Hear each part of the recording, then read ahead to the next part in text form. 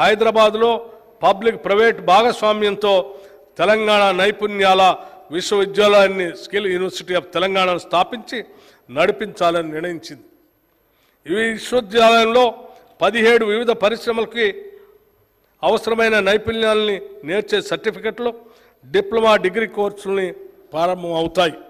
నేరుగా పరిశ్రమలో అనుసంధానింపబడి అధ్యయన ఆచరణ మధ్య అంతరం లేని విధంగా ఉద్యోగార్జనే ఏకైక లక్ష్యంగా ఈ కోర్సులు బోధనాంశాలకి రూపకల్పన చేస్తాయి.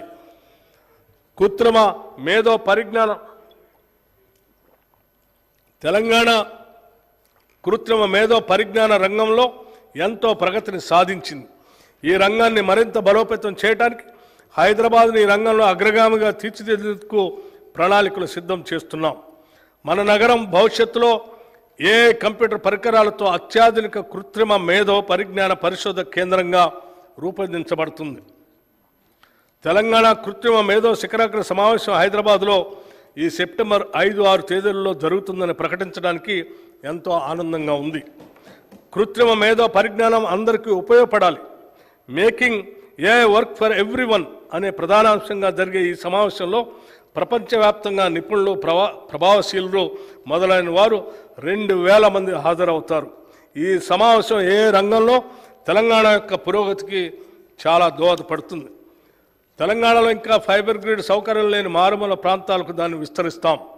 దీనివల్ల ఆ ప్రాంతాల్లో ఇంటర్నెట్ మరియు కేబుల్ నెట్వర్క్ సౌకర్యాలు అందుబాటులోకి వచ్చి స్థానిక ప్రజలకే కాకుండా అక్కడికి వచ్చే పర్యాటకులు కూడా సులభంగా ఉంటుంది. ఎకో టూరిజం అభివృద్ధికి కూడా ఈ ఫైబర్ గ్రిడ్ దోహదపడుతుంది. ఒకప్పుడు తెలంగాణకు గర్వకారణంగా ఉన్న నిజాం షుగర్ లిమిటెడ్ పలు రకాల ఒడిదుడుకుల కారణంగా మూతబడింది. దీన్ని ఇప్పటి వరకు ఎవరు పట్టించుకోలేదు. దాన్ని పునరుద్ధరించడానికి ఏమాత్రం ఆసక్తి చూపించలేదు. కానీ మా ప్రభుత్వం వచ్చిన వెంటనే మేమిచ్చిన మాట ప్రకారం నిజాం షుగర్స్ లిమిటెడ్ పునరుద్ధరణకు జనవరి 2024లో ఒక కమిటీని నియమించాం. త్వరలోనే తెలంగాణ ప్రజల చిరకాల స్వప్నమైన నిజాం షుగర్స్ లిమిటెడ్ని తిరిగి ప్రారంభిస్తాం. మన చేనేత అన్నలు నేసే ఒక్కొక్క వస్త్రం ఒక కళాఖండం. గతంలో ఎంతో ప్రభావం కలిగిన ఈ రంగం తక్కువ ధరలతో తక్కువ సమయంలో ఎక్కువ వస్త్రాలు తయారు చేసే పవర్ లూమ్ ఫ్యాక్టరీలతో పోటీ పడలేక దిగాలు పడింది. ఈ రంగాన్ని చేతి నుంచి ఆదుకోకపోతే మన చేనేత కళలు శాశ్వతంగా అంతరించిపోయే ప్రమాదం ఉంది. మా ప్రభుత్వం అందుకే చేనేత రంగం పునరుజ్జీవనానికి చర్యలు ప్రారంభించింది. ప్రభుత్వ శాఖలకి, ఇతర ప్రభుత్వ సంస్థలకి అవసరమైన వివిధ వస్త్రాలు అనగా విద్యార్థులకు ఇచ్చే స్కూల్ యూనిఫామ్లు, ఆసుపత్రుల్లో ఉపయోగించే బెడ్షీట్ లాంటివి తెలంగాణ చేనేత సహకార సంస్థ ద్వారా మన స్థానిక నేతన్నల నుండే సేకరించాలని నిర్ణయించాం. గత 7 సంవత్సరాలుగా తెలంగాణలో Indian institute of handloom technology ఏర్పాటు విషయం పెండింగ్లో ఉంది. మా ప్రభుత్వ ప్రయత్నం వల్ల ఇటీవలే ఈ ఇన్స్టిట్యూట్ ఏర్పాటుకి కేంద్ర ప్రభుత్వం అంగీకరించిందని తెలియజేయడానికి ఎంతో సంతోషిస్తున్నాను. అంతేకాకుండా మన రాష్ట్రంలో ఒక centre of excellence for textiles ఏర్పాటుకి కూడా కేంద్ర ప్రభుత్వంతో సంప్రదింపులు జరుపుతున్నాం. ఈ ప్రతిష్టాత్మక సంస్థల ఏర్పాటు మన రాష్ట్రంలో చేనేత రంగ అభివృద్ధికి ఎంతగానో తోడ్పడుతుంది. పరిశ్రమల శాఖకి ఈ బడ్జెట్లో 2762 కోట్ల రూపాయలు ప్రతిపాదిస్తున్నాము. ఇన్ఫర్మేషన్ టెక్నాలజీ శాఖకి ఈ బడ్జెట్లో 774 కోట్ల రూపాయలు ప్రతిపాదిస్తున్నాము. నీటిపారుదల రంగం రాష్ట్రంలో ఈనాటి వరకు 34 భారీ, 39 మధ్యతరహా మొత్తం 73 నీటిపారుదల ప్రాజెక్టులు చేపట్టడం జరిగింది. వాటిలో 42 ప్రాజెక్టులు, 10 భారీ మరియు 32 మధ్యతరహా పూర్తి చేయటం జరిగింది. ప్రస్తుతం 24 భారీ మరియు 7 మధ్యతరహా మొత్తం 31 ప్రాజెక్టులు నిర్మాణంలో ఉన్నాయి. గత ప్రభుత్వం కాళేశ్వరం ప్రాజెక్టు నిర్మాణంలో తీసుకున్న తొందరపాటు నిర్ణయాలు, డిజైన్లో లోపాలు, నాణ్యతారహితంగా చేసిన నిర్మాణాలు ఆ ప్రాజెక్టు భవిష్యత్తుని ప్రశ్నార్థకం చేశాయి. ఈ ప్రాజెక్టు గురించి చేసిన ఆర్బాట్ ప్రచారంతో రైతులు దీనిపై ఎన్నో ఆశలు పెట్టుకున్నారు. కానీ కొద్ది కాలంలోనే ఈ ప్రాజెక్టు యొక్క డొల్లతనం బయటపడి రాష్ట్రమంతా దిగ్భ్రాంతికి గురైంది. ఈ ప్రాజెక్టులో జరిగిన అవకతవకలను గుర్తించి తగిన చర్యలు సూచించేందుకు విచారణ కమిటీని కూడా నియమించాం. ఈ న్యాయ విచారణ కమిటీ ఇచ్చిన నివేదిక ఆధారంగా తదుపరి చర్యలు తీసుకోవడం జరుగుతుంది. ఈ ప్రాజెక్టుపై ఇప్పటికే ఖర్చు పెట్టిన వేల కోట్ల ప్రజాధనం వృధా కాకుండా ప్రాజెక్టును కాపాడటానికి నేషనల్ డ్యామ్ సేఫ్టీ అథారిటీ వారి సూచనలకు అనుగుణంగా చర్యలు తీసుకుంటున్నాం.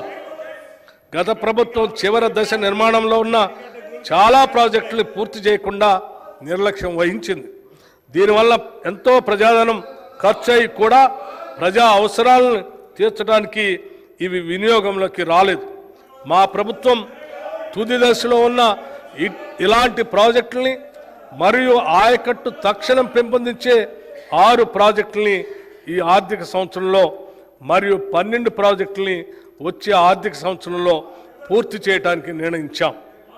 రాష్ట్రంలో ఇప్పటికే ఉన్న భారీ మధ్య తరహా మరియు చిన్న ప్రాజెక్టుల నిర్వహణ కూడా గత 10 ఏళ్లలో జరగకపోవటం వల్ల ఆ ప్రాజెక్టుల సామర్థ్యానికి అనుగుణంగా ప్రజలకి మేలు జరగలేదు. అవి అలాగే వదిలేస్తే మన జాతీయ సంపదగా భావించే ప్రాజెక్టులు నిరుపయోగం అవుతాయి. అందుకే మా ప్రభుత్వం ప్రాజెక్టుల నిర్వహణ మరియు మరమ్మతులు తగిన సమయంలో చేపట్టడానికి నిర్ణయించాం. నీటిపారుదల శాఖకు ఈ బడ్జెట్లో 22,301 కోట్ల రూపాయలు ప్రతిపాదిస్తున్నాం.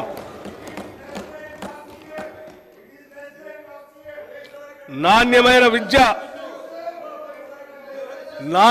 విద్య అత్యుత్తమ భవిష్యత్తుకి పునాది. A good education is a foundation for better future. ఇది అక్షర సత్యం. రాష్ట్రంలో విద్యారంగాన్ని మరింత పటిష్టపరిచి బలోపేతం చేసే దిశగా మా ప్రభుత్వం పాఠశాలలు మరియు కళాశాలలో విద్యా ప్రమాణాలను పెంచి వాటికి కావలసిన వసతులు కూడా సమకూరుస్తుంది. మొదటి అడుగుగా పాఠశాలలో ఉన్న ఉపాధ్యాయ ఖాళీలను భర్తీ చేయడానికి నిర్ణయించి ఒకటేసారి 11,062 పోస్టులతో ఒక మెగా డిఎస్సి ఇప్పటికే నోటిఫై చేశాం. దానికి సంబంధించిన పరీక్షలు జూలై 18, 2020 నాడు ప్రారంభమై ఇంకా జరుగుతూనే ఉన్నాయి. దీనివల్ల పాఠశాలలో ఉపాధ్యాయుల సంఖ్య విద్యార్థుల సంఖ్యకు అనుగుణంగా పెరుగుతుంది. నాణ్యమైన విద్య మన ప్రభుత్వ పాఠశాలలో చదివే పేద మధ్యతరగతి విద్యార్థులకి అందుతుంది. గత ప్రభుత్వం విశ్వవిద్యాలయాల స్వయం ప్రతిపత్తిని పూర్తిగా కాలరాసింది. వాటికి చాలా కాలం పూర్తి కాలం వైస్ ఛాన్సలర్స్ నియమించకుండా ఇన్ఛార్జీల నియామకంతో కాలం గడిపింది. దీనివల్ల విశ్వవిద్యాలయాల పాలన మరియు విద్యా వ్యవస్థ అస్తవ్యస్తమైపోయింది. మా ప్రభుత్వం ఇటీవల పూర్తి కాలపు వైస్ ఛాన్సలర్లను నియమించడానికి సెర్చ్ కమిటీలను కూడా నియమించాం. త్వరలోనే ఈ నియామకాలు పూర్తి చేస్తాం. విశ్వవిద్యాలయాల్లో మౌలిక సదుపాయాల కల్పనకై 500 కోట్ల రూపాయల నిధుల్ని ప్రతిపాదిస్తున్నాం. దీనిలో 100 కోట్లు ఉస్మానియా విశ్వవిద్యాలయ మౌలిక వసతులకి, మరో 100 కోట్లు మహిళా విశ్వవిద్యాలయ మౌలిక వసతులకి ప్రతిపాదించాం. మిగతా నిధులు కాకతీయ మరియు ఇతర విశ్వవిద్యాలయ మౌలిక సదుపాయాల కల్పనకై ప్రతిపాదిస్తున్నాం.